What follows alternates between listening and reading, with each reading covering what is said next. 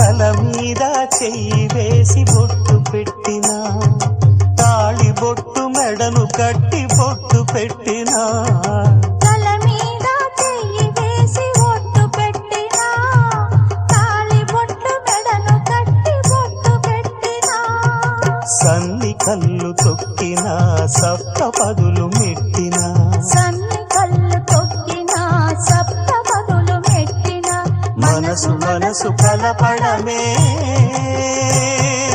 మంత్రం పరమార్థం. శ్రీరస్తు శుభమస్తు, శ్రీరస్తు శుభమస్తు. శ్రీకారం చుట్టుకుంది పెళ్లి పుస్తకం, ఇక ఆకారం దాచుతుంది కొత్త జీవితం.